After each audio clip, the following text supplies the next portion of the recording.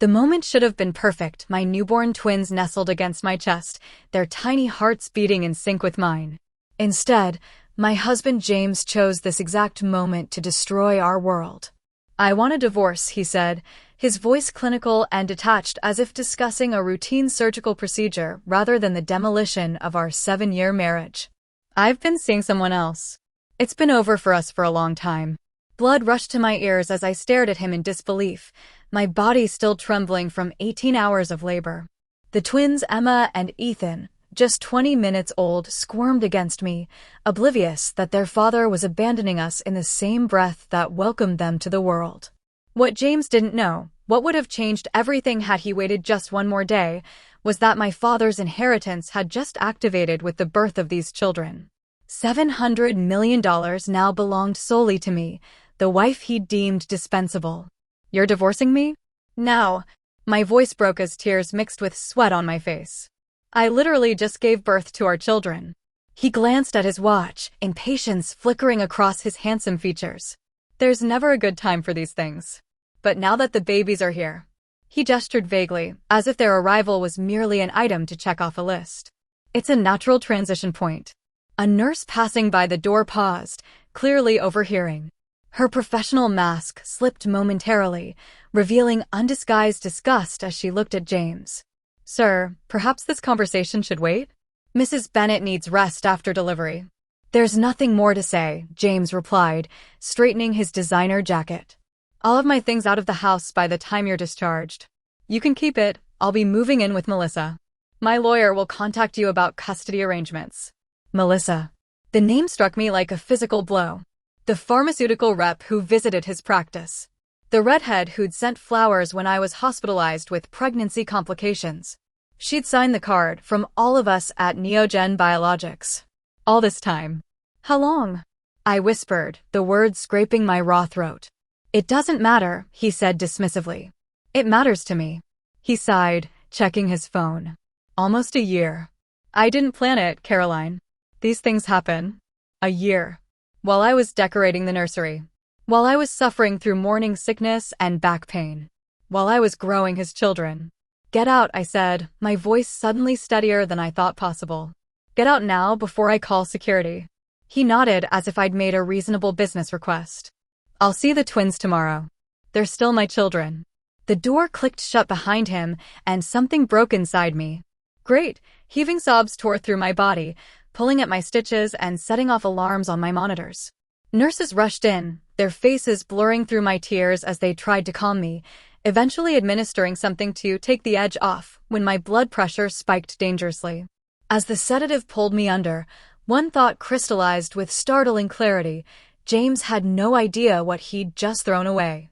3 days later, when my father's lawyer, Mr. Peterson, visited me in the hospital, that thought resurfaced with newfound strength. "Your father was quite specific in his will," the elderly attorney explained, perching awkwardly on the visitor's chair beside my bed while I nursed Ethan. "The trust would activate either when you turned 35 or upon the birth of your first child, whichever came first." "And the amount?" I asked, though I'd received the shocking call just days before going into labor. Hearing it again might make it real. $700 million, he confirmed. "Your father's early investments in tech companies performed extraordinarily well. You are now one of the wealthiest women in the state." Before I continue, please make sure to subscribe to this channel. I laughed bitterly, disturbing Ethan, who squirmed against me. "And James has no idea." "No," Mr. Peterson confirmed. "Your father was adamant about privacy regarding the details." "Unless you told him." "I didn't," I interrupted. "I was saving it as a surprise. After the twins were born, I was going to tell him we'd never have to worry about money again." My voice broke on the last word. Mr. Peterson's expression softened. "Caroline, I understand this is an overwhelming time. The birth of your children, your husband's, unfortunate timing. But this changes your position significantly. In a divorce, you have considerable resources to protect yourself and your children." "Good," I said, a new resolve hardening within me as I looked at Ethan's perfect face. "Because that's exactly what I intend to do." As Mr. Peterson explained the next steps, I made a silent promise to my sleeping twins. Their father might have abandoned us at our most vulnerable moment, but he had no idea who he was dealing with now. James wanted a clean break? He was about to learn that some decisions come with consequences beyond imagination. My college roommate Sarah flew in to help me navigate those first chaotic days at home. The house, our house, felt cavernous and empty despite James having efficiently removed his belongings as promised. "What a colossal jackass," Sarah muttered, helping me settle the twins in their nursery while I tried not to notice the half-empty closets and bare spaces on shelves where James's books had been. Who actually does this? Who walks out on their wife minutes after she gives birth?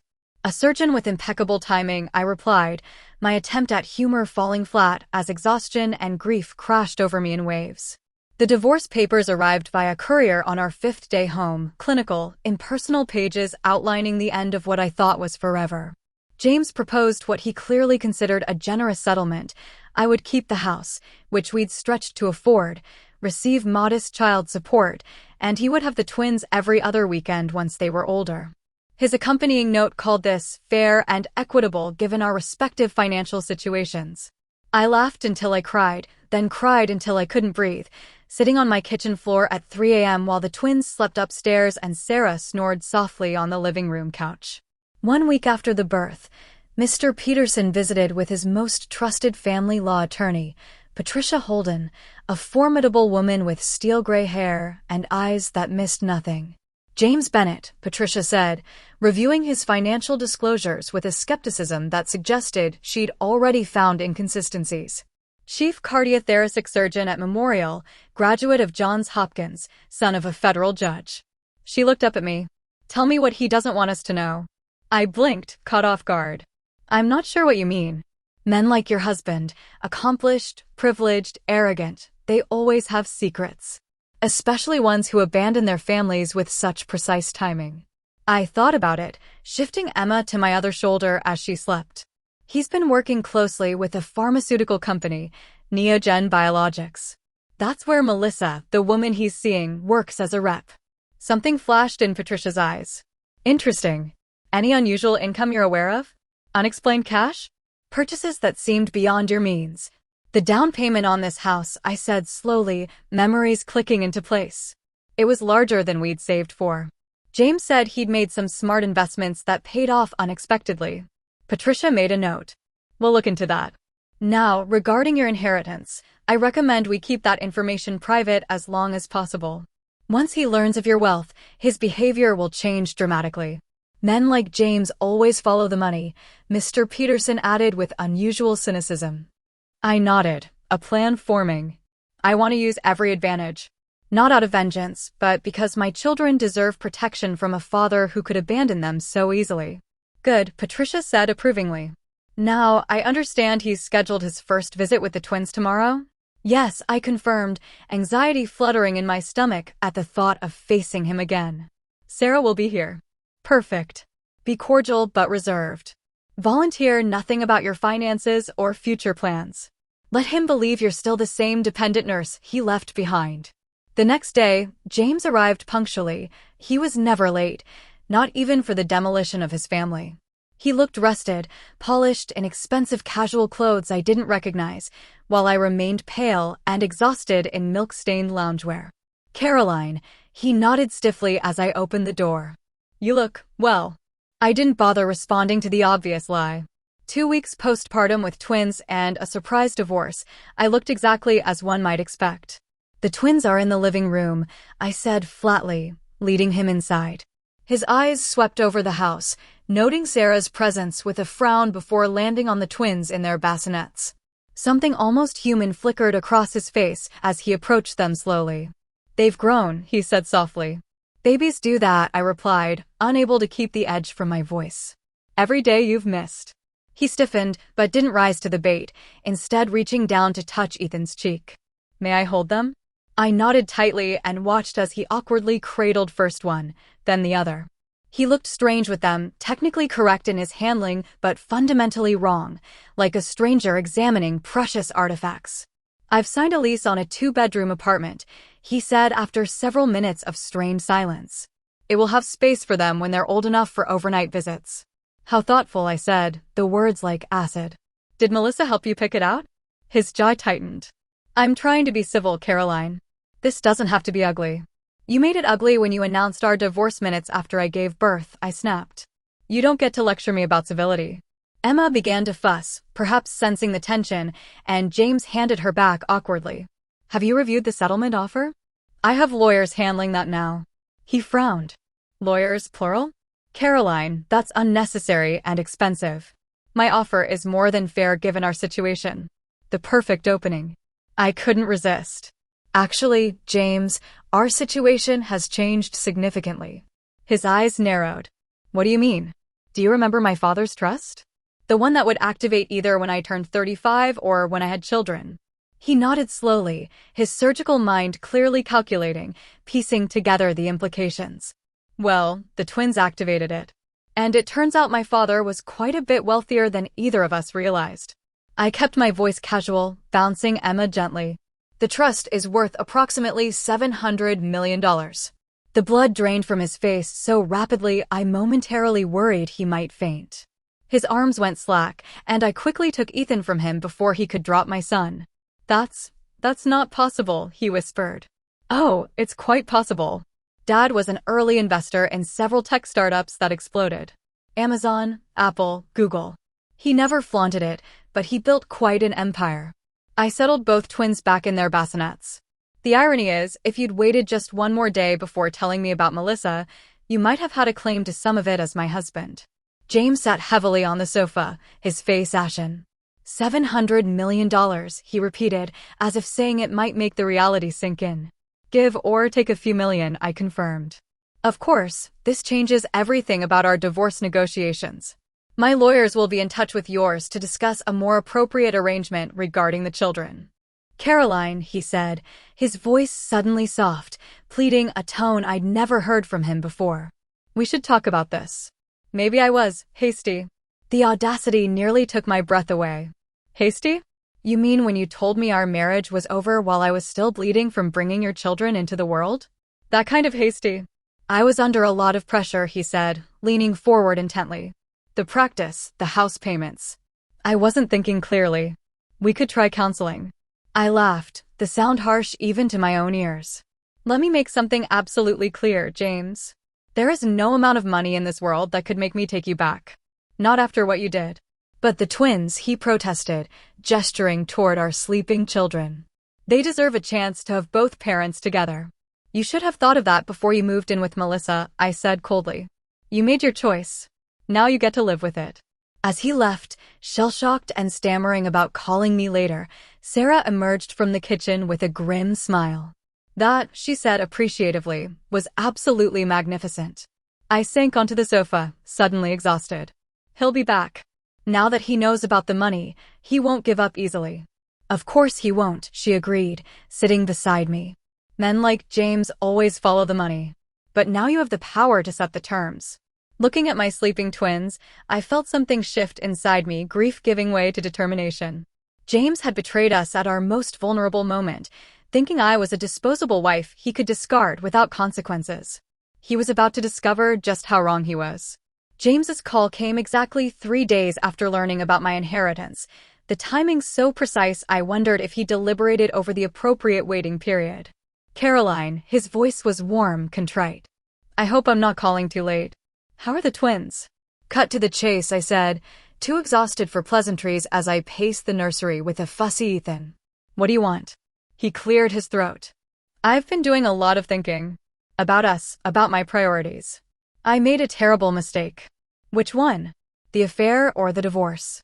I asked coolly. All of it, he said, his voice cracking with what sounded like genuine emotion. I was lost, Caroline. The pressure of establishing my practice. I lost sight of what really matters. And you've suddenly remembered? How convenient. I know how it looks, he admitted. But I've ended things with Melissa. Completely.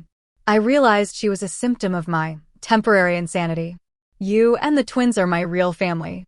I leaned against the nursery wall, closing my eyes against a wave of exhaustion. And the $700 million had nothing to do with this epiphany? I won't pretend the money doesn't change things, he said carefully. It means we don't have to worry anymore. I could scale back my hours, be more present. We could hire help with the twins. We could be the family we always talked about. The family we were supposed to be before you walked out, I corrected him. I know, he said softly. It's unforgivable. But I'm asking you to try. For Emma and Ethan. They deserve a chance to grow up in an intact home. My throat tightened. He knew exactly which buttons to push the children, my own childhood without a mother, my deep desire to give our twins everything I'd missed. I want to come home, Caroline. Or at least to talk. Face to face, not through lawyers. Part of me, the part still raw with abandonment, wanted to scream at him. But another part, the logical part that had spent days consulting with lawyers, recognized an opportunity. Fine, I said after a pause. Come over tomorrow afternoon. Sarah will take the twins for a walk so we can talk privately. His relief was audible. Thank you, Caroline. You won't regret this. After hanging up, I immediately called Patricia Holden. He wants to reconcile, I told her. Now that he knows about the inheritance. Of course he does, she replied, unsurprised. What are you thinking?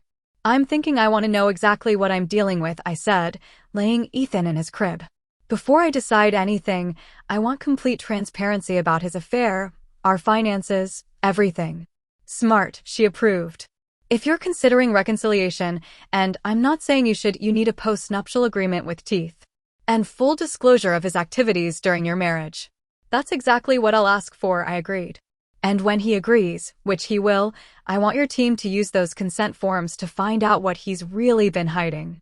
The next day, James arrived looking every inch the repentant husband, freshly cut hair, expensive but not flashy watch, wedding ring back on his finger. You look beautiful, he said, eyes lingering on my face. Motherhood suits you. I gestured to the living room. Let's sit. He perched awkwardly on the edge of the sofa we'd chosen together years ago. I've missed this place. Missed you. It's been 3 weeks, James, I said flatly. Less time than most of your surgical conferences. He winced. I deserve that. I deserve all your anger. But I want to make this right. I sipped my tea, studying him over the rim. The man I'd married, the man I thought I knew. Had I ever really seen him clearly? Tell me about Melissa, I said. He blinked, clearly not expecting this opening. She was a mistake. It's over. That's not what I asked. When did it start? How long? I want details, James. Complete honesty, or there's no point to this conversation. He shifted uncomfortably. Does it matter? I've ended it. It matters to me, I said quietly. I need to know what I'm forgiving if I decide to forgive. He sighed, running a hand through his hair. It started about 10 months ago. A pharmaceutical dinner. She was intelligent, attentive. She made me feel important. And I didn't? I asked, surprised by how much this still hurt. You were distracted with the pregnancy, with the house. It's not an excuse, he added quickly. Just trying to explain my mindset. So you slept with her because I was busy growing your children, I clarified, my voice hard. He flushed. It wasn't just physical. We connected. But I realize now it wasn't real. What we built together, that's real. I corrected. What we had. He leaned forward. Can have again. Caroline, I know I've hurt you unimaginably. But people make mistakes. Marriages recover from worse. Do they? I asked. Do they recover from a husband walking out minutes after his wife gives birth? With work. With commitment. He reached for my hand, but I pulled away. I'm willing to do whatever it takes. Counseling. A postnuptial agreement if that would make you feel secure. There it was, exactly what Patricia had predicted. He was offering a postnup to show his sincerity, knowing I would ask for one eventually. If we were to try again, I said carefully, I would need complete transparency about everything. Financial records, phone records, emails. Everything. His eyes widened slightly. That seems excessive. Does it? You shattered my trust, James. Rebuilding it would require extraordinary measures. He nodded slowly. I understand. I'm an open book. And I would need a legally binding post-nuptial agreement that protects my inheritance and the children, should you have another lapse in judgment. Of course, he agreed quickly. Too quickly. Whatever makes you comfortable. I studied him. His eyes held sincerity, but also calculation. He'd always been good at getting what he wanted. Now he wanted my fortune, wrapped in the package of reconciliation. I need time to think, I said finally. This isn't a decision I can make in one conversation. Relief flashed across his face, not because I hadn't rejected him outright. I realized, but because he thought he'd planted the seed of reconciliation. "Take all the time you need," he said magnanimously. "I'm not going anywhere this time." After he left, I called Patricia. "He offered the post-nup without prompting," I told her, "and agreed to complete transparency." "Interesting," she mused. "He must be desperate. Or very confident. What's my next move?" "Accept his offer of transparency. Have him sign consent forms allowing us to access everything: bank records, credit cards, phone logs, emails. If he balks, we know his remorse is as shallow as I suspect. And if he agrees? Then we find out what else he's been hiding," she said grimly. "Men like your husband rarely limit their deception to just one area of life." James signed the consent forms without hesitation at our next meeting, his confidence both surprising and suspicious. Either he truly had nothing to hide, or he believed he'd covered his tracks thoroughly. What followed was 3 weeks of forensic investigation that revealed a man I'd never truly known. Patricia's team uncovered not one but 2 secret bank accounts, a domestic one containing $215,000 and an offshore account in the Caymans with another $430,000. Where did this money come from? I asked during our update meeting, staring at the statements in disbelief. James makes a good income, but not this good. Barbara, the forensic accountant, slid another document forward. That's where it gets interesting. We found a pattern of payments from Neogen Biologics, Melissa Porter's employer, to these accounts. Quarterly deposits of $50,000, starting approximately 2 years ago. My stomach dropped. 2 years? But he claimed the affair started 10 months ago. The financial relationship predates the personal one, Patricia explained. Or more likely, he lied about when the affair began. Are you saying he's being paid by a pharmaceutical company? That's a massive conflict of interest for a surgeon. It gets worse, Patricia said grimly. We pulled his prescription and surgical records. James has been exclusively using Neogen products in his practice, including their new heart valve, which has been flagged by the FDA for review due to concerning failure rates. The room seemed to tilt around me. The brilliant surgeon I'd trusted was not only cheating on me but potentially endangering patients for financial gain. This is criminal, I whispered. Potentially, Patricia agreed. At minimum, it violates medical ethics and hospital policy.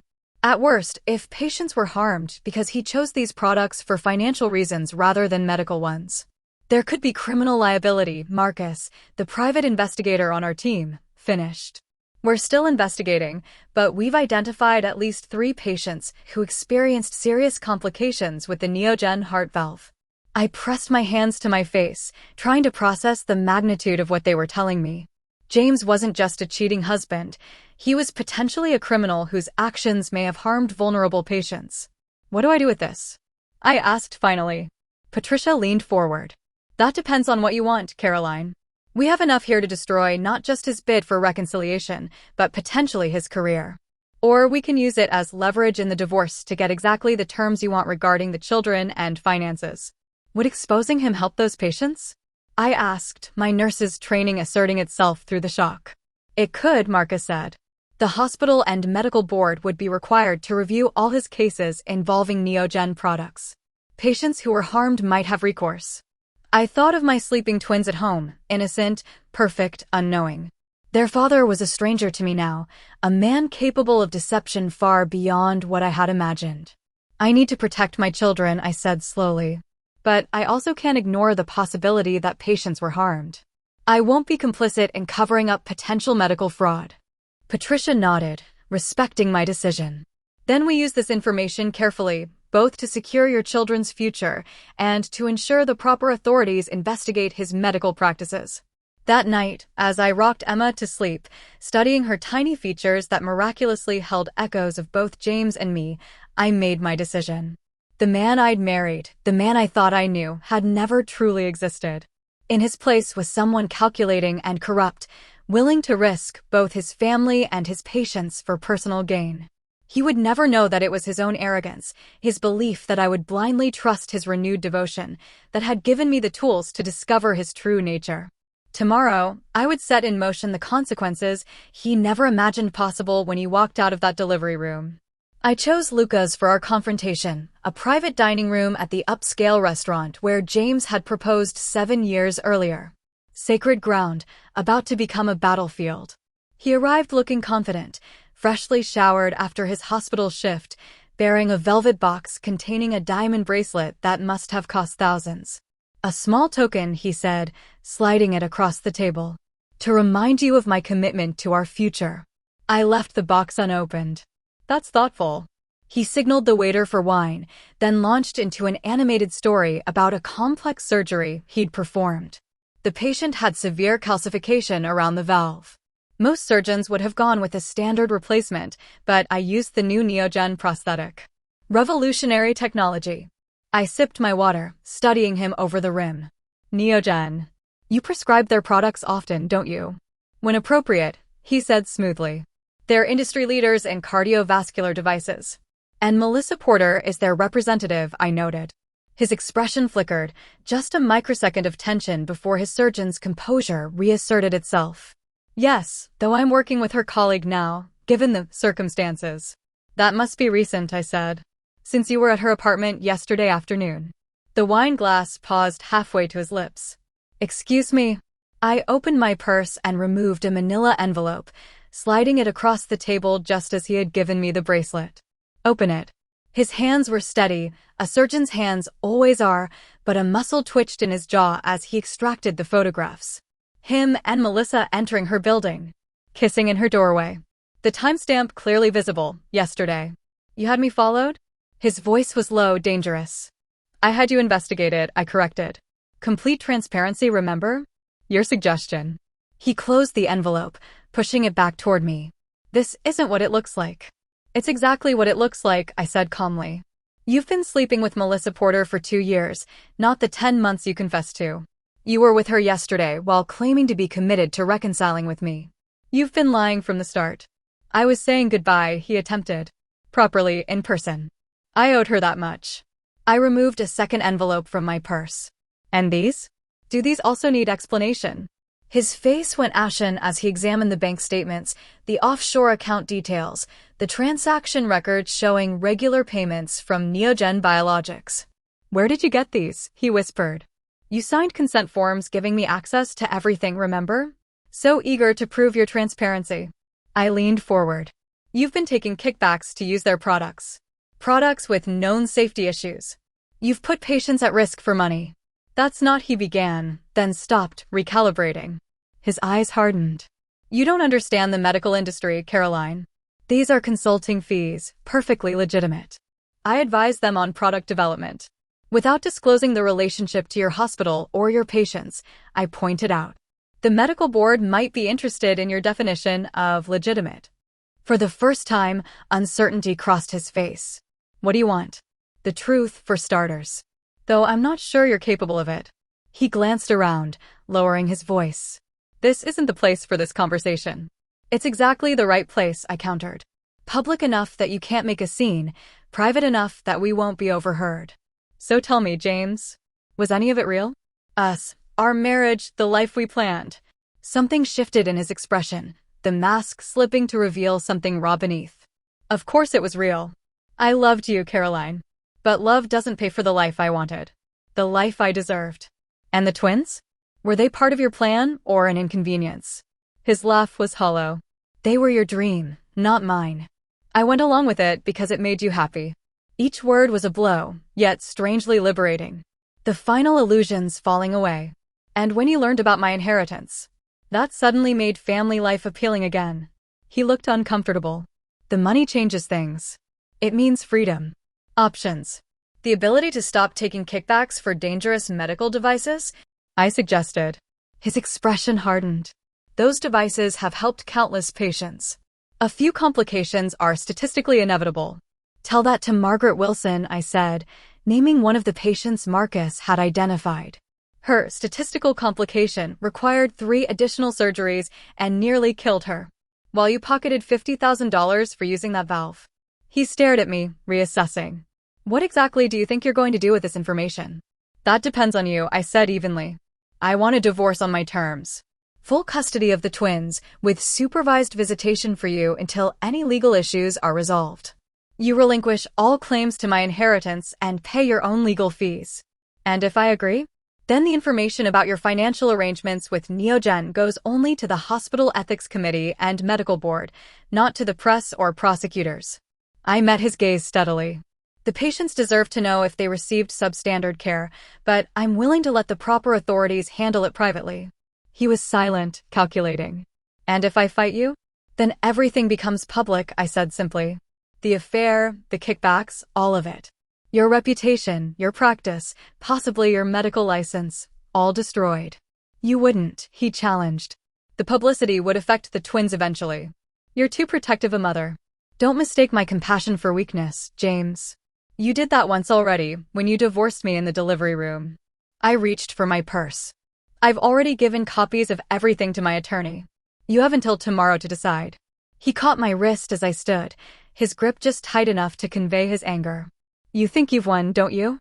The abandoned wife, the surprise heiress, holding all the cards. I looked down at his hand until he released me. This was never a game to me, James. It was our life. One you chose to destroy. Walking out, I felt his eyes boring into my back, still searching for a way to cut and reshape reality to his advantage. But this time, I held the scalpel. James's response came not through his lawyer, but in person, at 6 a.m. the following day. I was already awake, feeding Ethan while Emma slept nearby, when the doorbell rang insistently. Sarah, who had been staying in the guest room, poked her head in. It's James. He looks intense. Let him in, I said, adjusting my robe. But stay close. He stalked into the nursery moments later, his appearance uncharacteristically disheveled, hair uncombed, shirt wrinkled, dark circles under his eyes. The controlled surgeon replaced by something volatile. You've ruined everything, he hissed, keeping his voice low near the sleeping Emma. Is that what you wanted?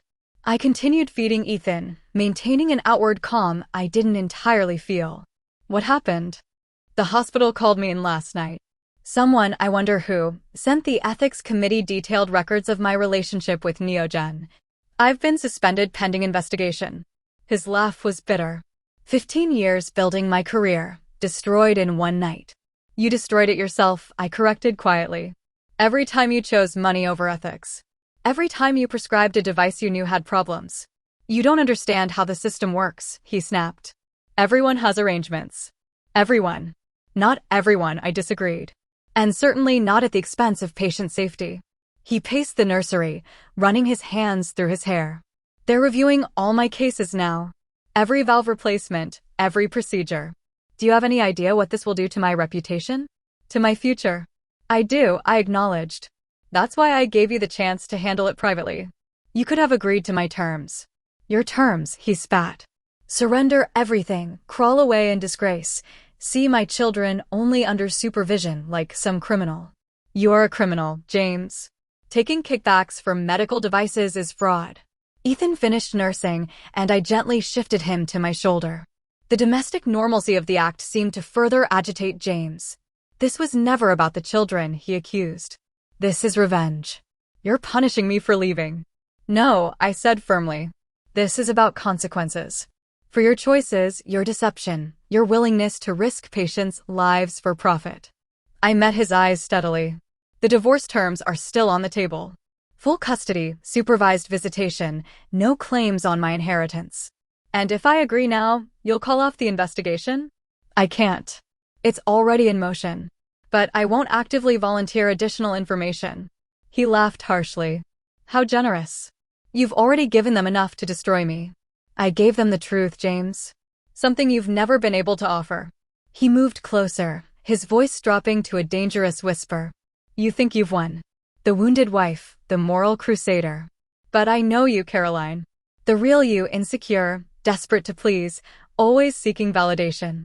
You weren't enough for me then, and all the money in the world doesn't change that. The words were calculated to wound, to find the soft places in my armor. A month ago, they might have devastated me. Now, looking at my son in my arms, my daughter sleeping peacefully nearby, they felt like the last gasps of a drowning man. If that's what you need to believe, go ahead, I said quietly. But you should leave now. My attorney will contact yours with the divorce papers. This isn't over, he warned, moving toward the door. I won't be the only one facing scrutiny when I tell my side. After he left, Sarah rushed in. Are you okay? Should I call someone? I shook my head, settling Ethan back in his bassinet. No. He's lashing out, but he's cornered and he knows it. What did he mean about telling his side? He'll try to paint me as vindictive, unbalanced. The jealous wife using her money to destroy him. I smiled sadly. But the records speak for themselves. The payments, the patient complications, those aren't things I invented. The next weeks unfolded with dizzying speed. The hospital expanded its investigation, bringing in external auditors to review all of James's cases involving Neogen products. The medical board launched its own inquiry. 3 patients, including Margaret Wilson, filed malpractice suits after being informed their complications might be related to the questionable devices. James, true to his word, fought back. He gave an interview to a medical journal, claiming he was being targeted because of his innovative approach to cardiac surgery. He portrayed himself as a victim of hospital politics and a vengeful ex-wife. He filed for joint custody of the twins, claiming I was emotionally unstable and using my newfound wealth to wage a personal vendetta. Through it all, I maintained my focus on Emma and Ethan, who remained blissfully unaware of the storm surrounding their father. Emma's first real smile, Ethan's growing strength as he learned to hold his head up, these moments anchored me, reminding me why this fight mattered. 6 weeks after our confrontation at Luca's, Patricia called with news. The hospital's investigation is complete, she said. The findings are damning. 17 patients received the questionable Neogen valve after James began receiving payments. 12 experienced complications above the expected rate. 2 required additional surgeries. 1 died. My hand tightened on the phone. Someone died. An elderly patient last year. The autopsy indicates valve failure was a contributing factor. Her voice softened. The hospital is notifying all affected patients. And the district attorney's office has requested the files. Criminal charges? I whispered. Possibly. Fraud, at minimum. If they can prove he knowingly implanted defective devices for financial gain. I closed my eyes, absorbing the magnitude of what James had done. Not just betrayed me, but betrayed his oath as a doctor. Betrayed vulnerable patients who trusted him with their lives. What about our case? I asked finally. His custody claim is effectively dead, Patricia assured me. No judge will grant joint custody to a doctor facing potential criminal charges for ethical violations. His lawyer has reached out about settlement discussions. He's ready to give up? He's running out of options, she said pragmatically. His assets are frozen pending the fraud investigation. His hospital privileges are suspended. His malpractice insurance is threatening to drop him. He needs this resolved before the criminal case potentially moves forward. 2 days later, I sat across from James and his attorney in Patricia's office. He looked diminished somehow, the confident surgeon replaced by a man fighting for survival. His eyes, once warm when they looked at me, now held only calculation and resentment. The terms were straightforward. Full custody to me, with supervised visitation for James once a month. He relinquished all claims to my inheritance and the family home. In exchange, I would not actively volunteer additional information to prosecutors beyond what was already provided. This is highway robbery, his attorney complained, but James silenced him with a gesture. Just get it done, he said flatly. I have bigger problems now. As he signed the papers, I felt no triumph, no vindication, only a profound sadness for what could have been. For the husband I thought I had, the father my children deserved, the future we had planned together. The twins, he said suddenly, looking up. They're innocent in all this. Whatever you think of me, don't keep them from knowing their father. I won't, I promised quietly. Once a month supervised as agreed. When they're older, if your situation stabilizes, we can revisit the arrangement. He nodded once, sharply, then stood to leave. At the door, he paused. For what it's worth, I did love you once. Before everything else got in the way. I watched him walk out, now a stranger moving toward an uncertain future largely of his own making. The man I had loved, the father of my children, reduced to monthly supervised visits and criminal investigations. That night, as I fed the twins in the quiet darkness of the nursery, I realized this wasn't the end, but merely the closing of one chapter. James would always be connected to us through Emma and Ethan. The choices he'd made, and the choices I'd made in response, would ripple through our lives for years to come. But for the first time since that devastating moment in the delivery room, I felt certain that whatever came next, we would face it together. The three of us, bound by love stronger than any betrayal. 3 months passed. Fall gave way to winter, and the twins grew with astonishing speed, oblivious to the legal and ethical storm surrounding their father. James's first supervised visit after the settlement was tense, awkward. He arrived bearing expensive gifts, designer baby outfits, and educational toys, and sat stiffly under the watchful eye of Ms. Jenkins, the court-appointed monitor. He held the babies mechanically, asking clinical questions about their development that reminded me he was, first and foremost, a doctor, even if no longer a practicing one. "Are they meeting all their milestones?" he asked, holding Emma at arm's length as if examining a specimen. "Head control seems adequate for their age." "They're doing wonderfully," I replied, resisting the urge to snatch my daughter back. Emma started cooing in response to voices. "Ethan focuses on faces now." He nodded, a flicker of genuine interest crossing his face. "Cognitive development is progressing normally then." It was the closest to warmth he displayed that day. Outside our insulated world, James's professional unraveling continued. The medical board suspended his license pending their investigation. The district attorney's office filed charges of healthcare fraud and accepting unlawful kickbacks. 3 more patients joined the civil lawsuit against him and Neogen Biologics. I followed these developments from a distance, briefed regularly by Patricia but deliberately stepping back from active involvement. My focus remained on creating stability for the twins, on building our new life from the ashes of the old. With the help of financial advisors recommended by Mr. Peterson, I established a family foundation focused on healthcare ethics and patient advocacy. In a move that surprised even me, I reached out to Margaret Wilson, the patient who had suffered most severely from James's compromised medical decisions.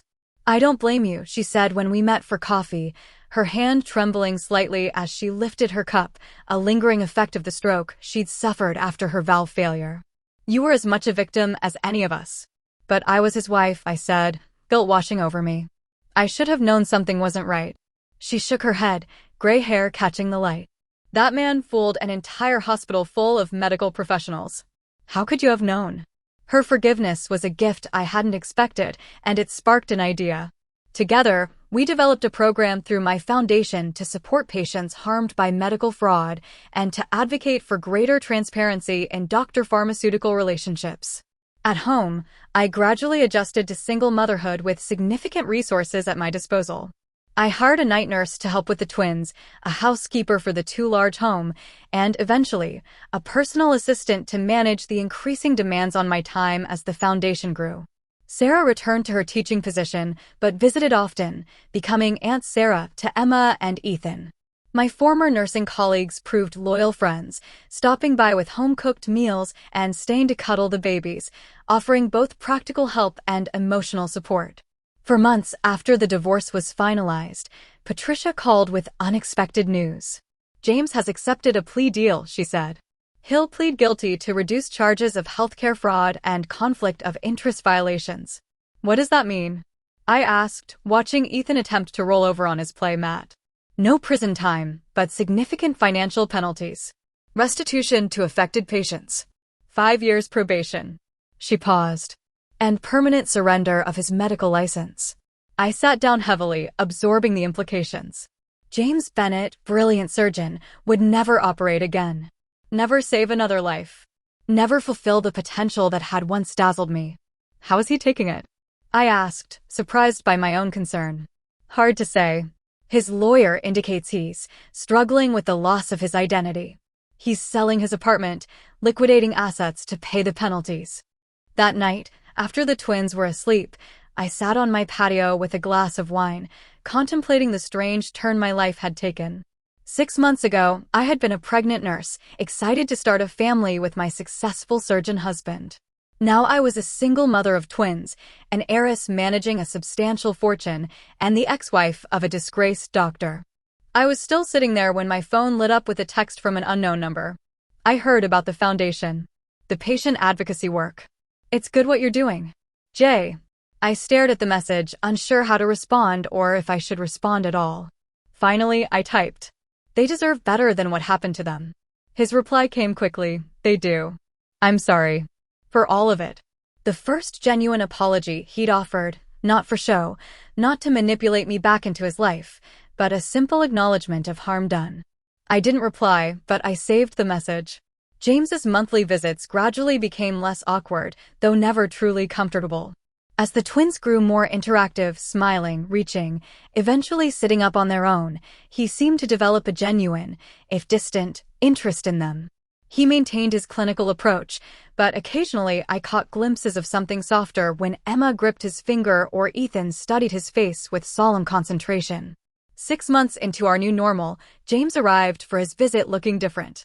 The expensive clothes and perfect grooming were gone, replaced by jeans, a simple button-down shirt, and the beginning of a beard.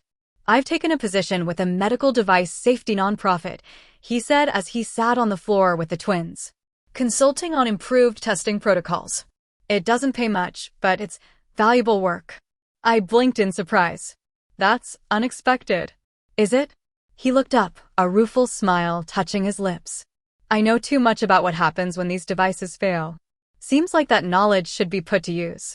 For the first time since our separation, I saw something in him that reminded me of the man I'd married, the idealistic surgical resident who had once talked passionately about saving lives.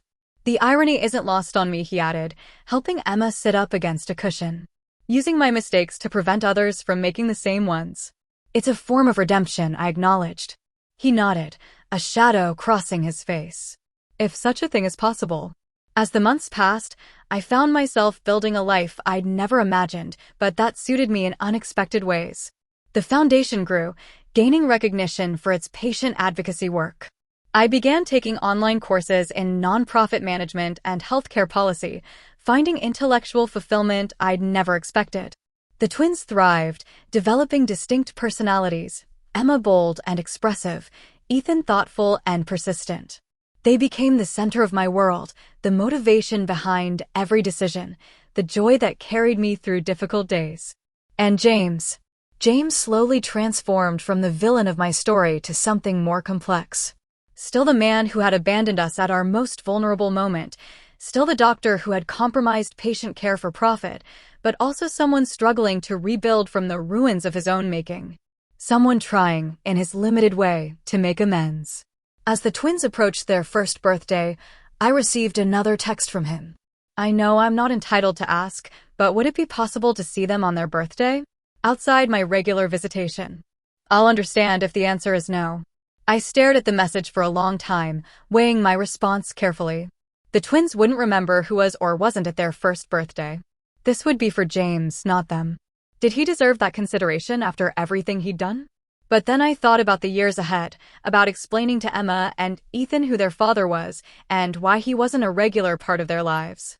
About the questions they would inevitably ask, the photos they would study for clues about the half of themselves that came from him. You can come, I texted back. For an hour. Ms. Jenkins will need to be present. His response was immediate. Thank you, Caroline. More than I deserve. Maybe it was, I thought, putting down the phone. But perhaps redemption, like betrayal, begins with a single choice. And while I would never forget what James had done, I could acknowledge that the path forward, for all of us, might be more complex than I'd initially imagined. 1 year passed. The twins' first birthday, which James attended for a carefully supervised hour, bringing thoughtfully chosen educational toys and a strained smile, came and went. Then their first steps, first words, first tantrums. Life acquired a rhythm of its own, punctuated by James's monthly visits and the gradual dismantling of our shared past. The house, too large, too full of memories, was sold, replaced by a bright, modern home better suited to our needs. The Foundation's work expanded, partnering with hospitals to improve transparency in medical decision-making. I found unexpected fulfillment in this work, using my nursing background and my own experience to advocate for vulnerable patients. James continued his role with the medical device safety nonprofit, gradually earning a reputation as a valuable consultant whose first-hand knowledge of industry pitfalls proved invaluable. Our interactions remained formal but increasingly civil. On his better days, he showed genuine interest in the twins' development. On his worse ones, he maintained the clinical distance that had become his defense mechanism. The supervised visits continued for 15 months until James's probation officer and Ms. Jenkins both recommended they could be conducted without monitoring. The twins, now toddlers with distinct personalities and preferences, had become comfortable with their father's presence, even if they didn't fully understand his role in their lives. Then came the day that shifted our careful equilibrium.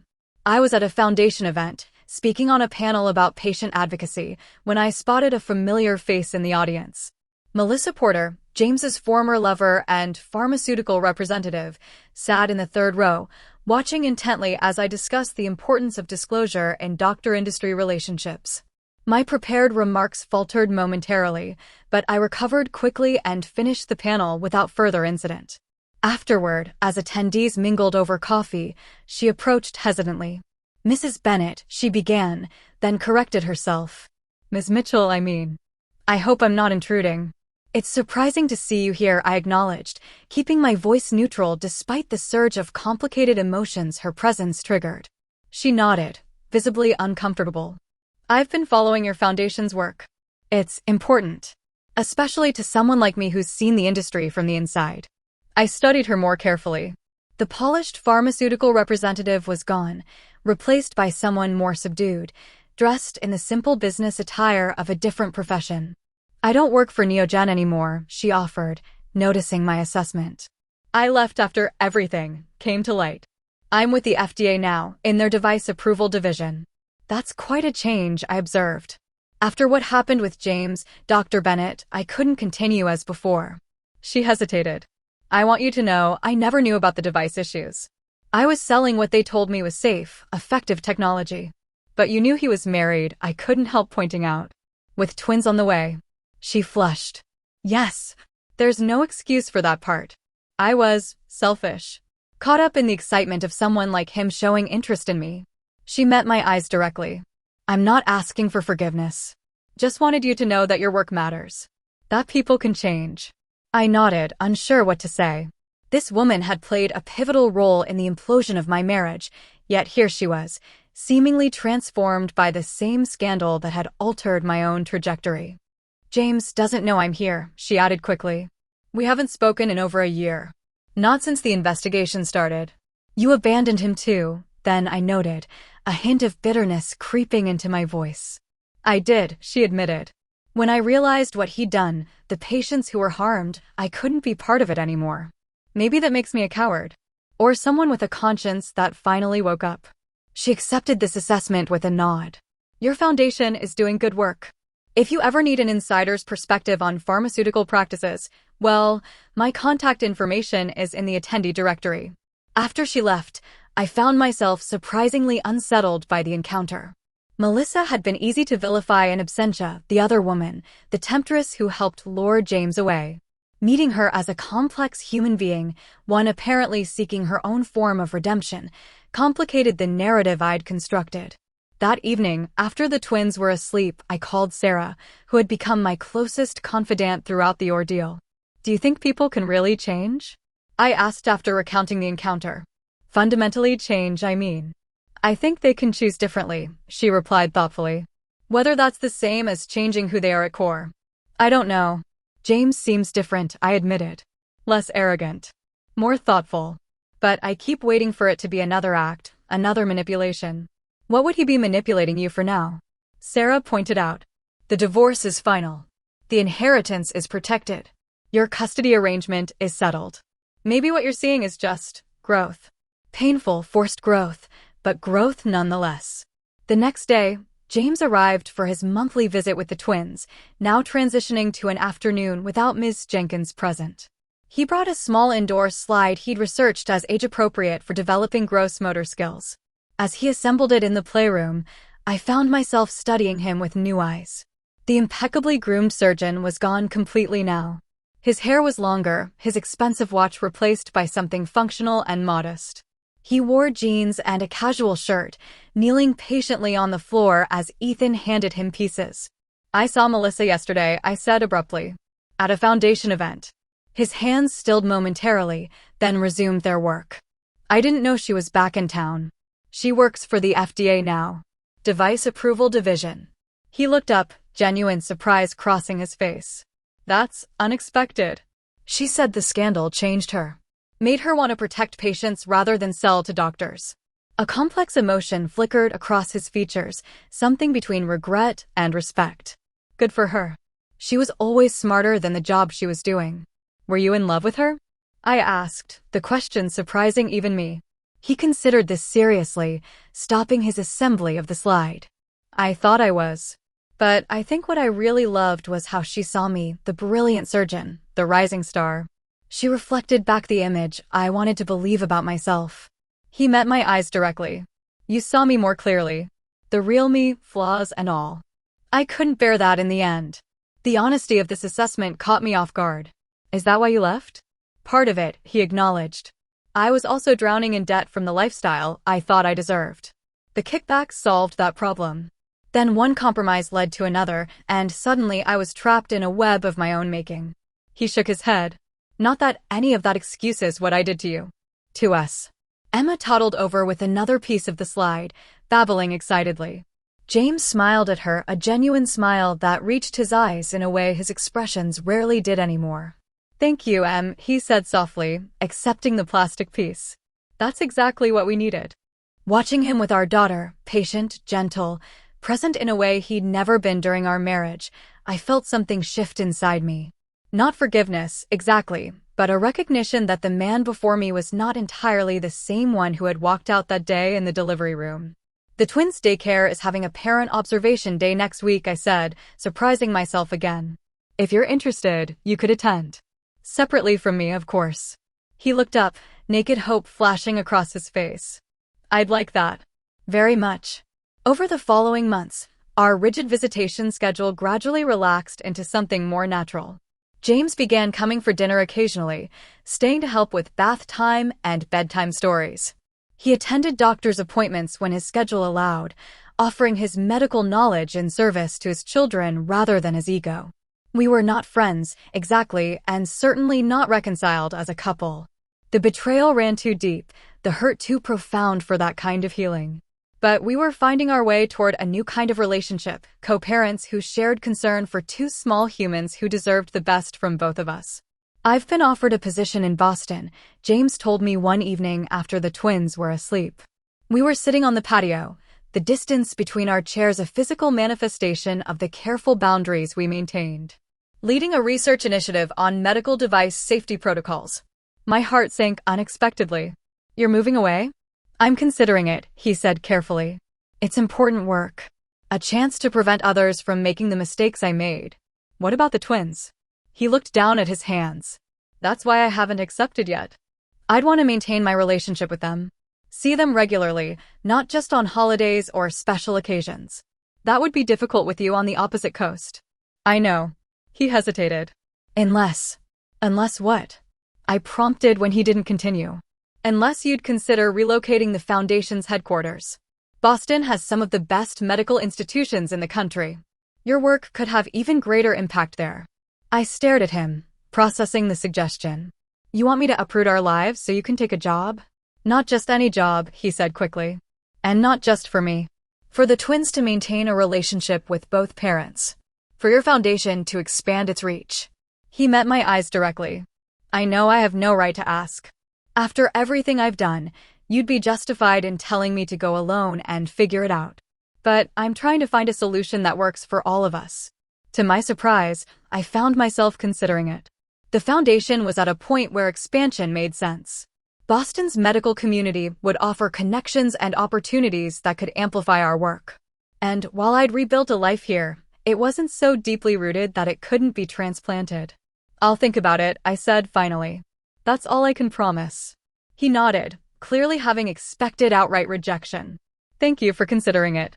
That night, as I lay awake contemplating this potential new chapter, I realized how far we'd come from that devastating day in the delivery room. The journey had been painful beyond imagining, filled with betrayal, revelation, and consequences, but it had also forged me into someone stronger, wiser, and more capable than I'd ever believed possible. The irony wasn't lost on me. James's cruel abandonment, meant to discard me as he moved on to a more exciting life, had instead catalyzed my transformation into someone who could now consider his needs and requests with compassion rather than vengeance. Not because I'd forgotten what he'd done, but because I'd grown beyond the need to punish him for it. 6 months later, I stood in our new Boston home, watching movers carry in furniture as Emma and Ethan excitedly explored the unfamiliar space. The decision to relocate hadn't been easy, but after careful consideration, it had felt right not just for the twins' relationship with their father, but for my own professional growth and the Foundation's mission. "Mama, big stairs," Emma called, pointing to the central staircase with toddler delight. "Yes, sweetheart. But we walk carefully on stairs, remember?" I moved to supervise their exploration, marveling at how adaptable children could be. To them, this was simply a new adventure, not the complex emotional reckoning it represented for me. The house, a renovated Victorian in Cambridge with enough space for the twins to grow and for my home office, was 15 minutes from James's new apartment and 20 from the Foundation's newly established Boston headquarters. We'd selected it together in a surprisingly collaborative process that highlighted how far our relationship had evolved. "This neighborhood has excellent schools," he'd noted during our house hunting trip. "And that bay window would make a perfect reading nook for the twins." Gone was the man who'd viewed the nursery as my project, children as my dream.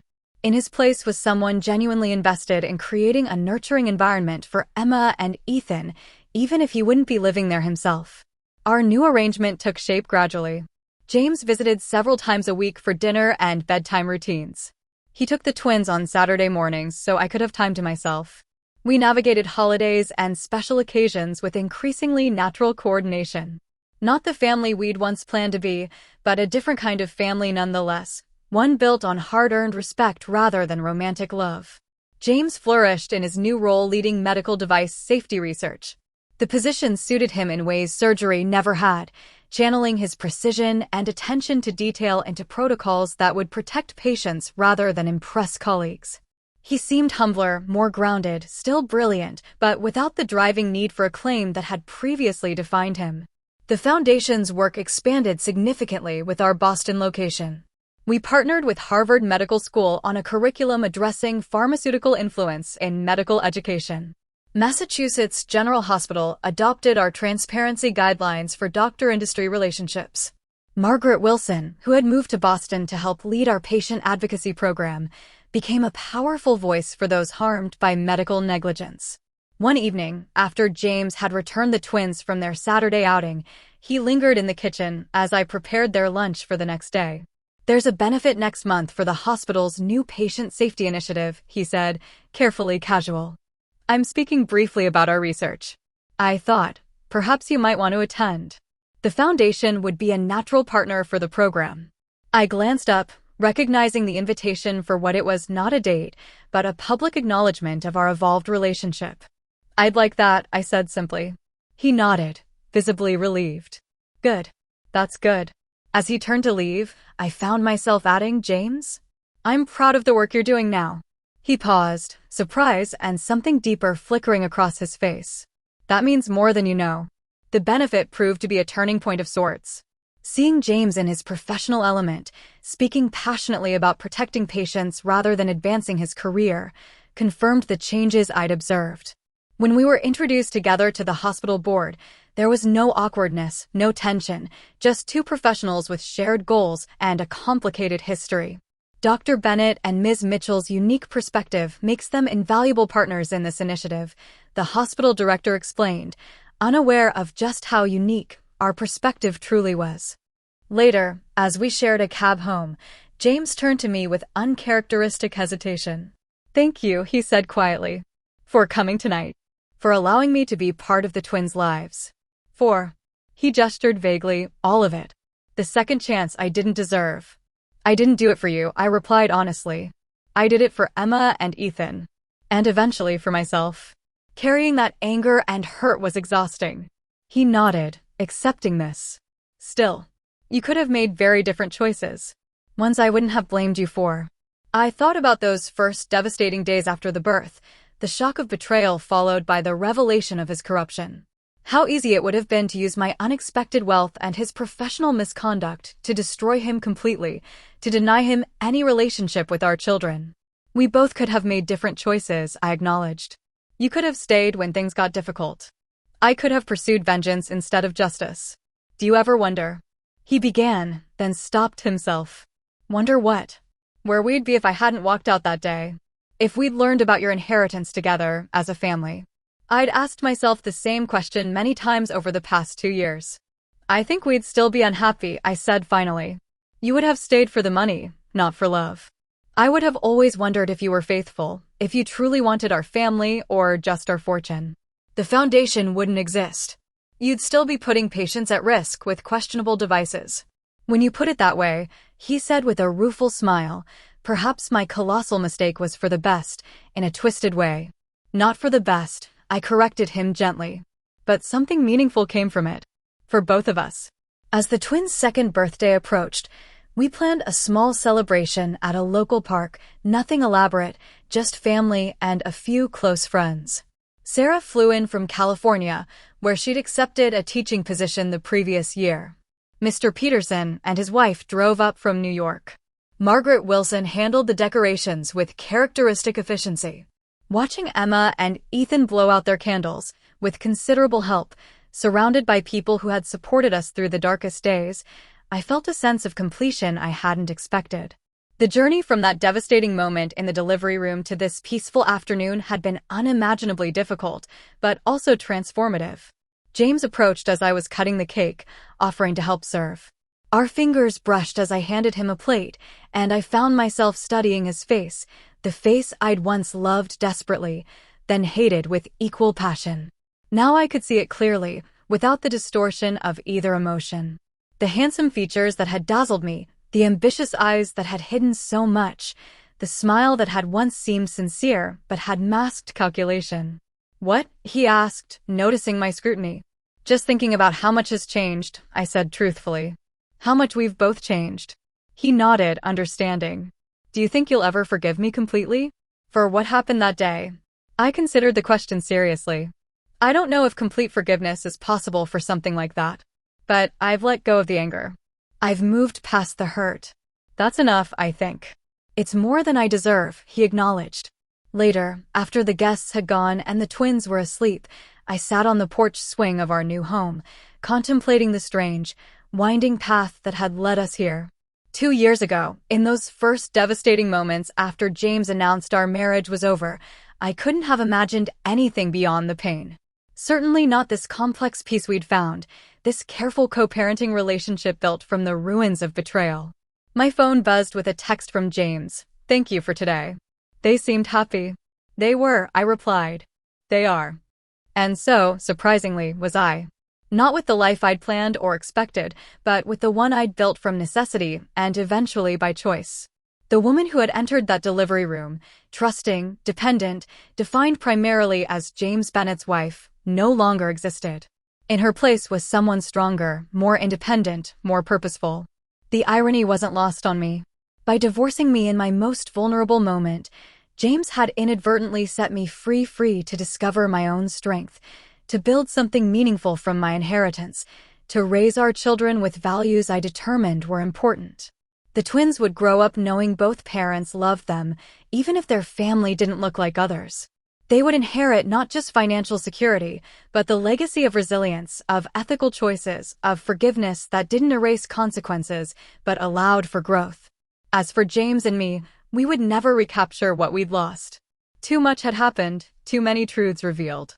But we had found something different, a relationship based on honesty rather than illusion, on the shared love of our children rather than romantic fantasy.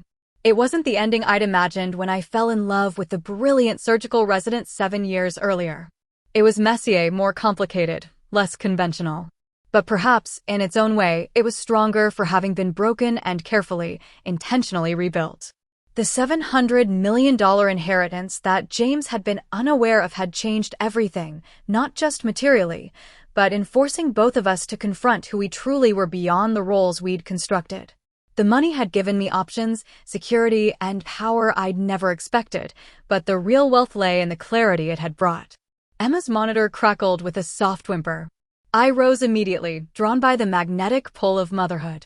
Whatever the future held, whatever complex path our unconventional family traveled, we would face it with the wisdom earned through our hardest moments.